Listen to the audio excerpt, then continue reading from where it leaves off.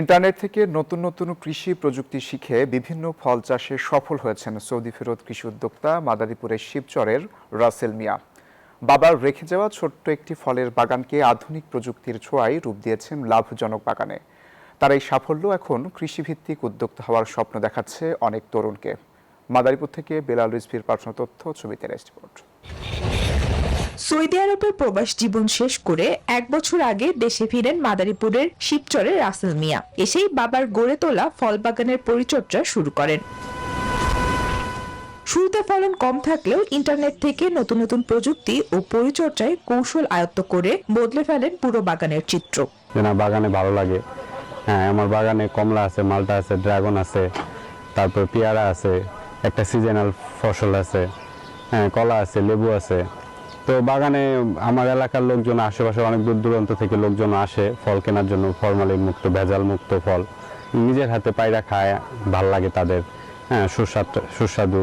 বর্তমানে তার বাগান জুড়ে রয়েছে উন্নত জাতের পেয়ারা, মালটা, কমলা, ড্রাগন ফল ও লেবুর সমারোহ।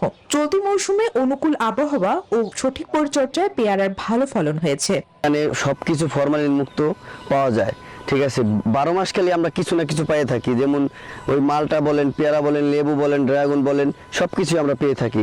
ফরমালিন মুক্ত ও সুস্বাদু হওয়ায় জেলার বিভিন্ন স্থান থেকে ফল কিনতে আসছেন অনেকেই। তো দেখে এইখান থেকে আসি, আইসা নেই, ভালো লাগে, নিজের হাতে ছিঁড়ে ছিঁড়ে দেই, দেখে দেখে নেই।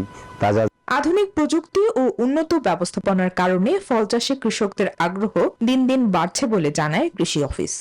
যারা তরুণ উদ্যোক্তা আছে বা তরুণ সমাজ আছে, তাদেরকে আমি আহ্বান জানাবো, জীবনের ঝুঁকি নিয়ে লাখ লাখ টাকা খরচ করে বিদেশে যাওয়ার চেষ্টা না করে যদি ওই টাকাটা দেশেই কৃষি খাতে যদি বিনিয়োগ করে, তাহলে একই সাথে যেমন তার কর্মসংস্থানের সৃষ্টি হবে, আয়ের পথ বাড়বে, পাশাপাশি দেশেরও কিন্তু লাভ হবে।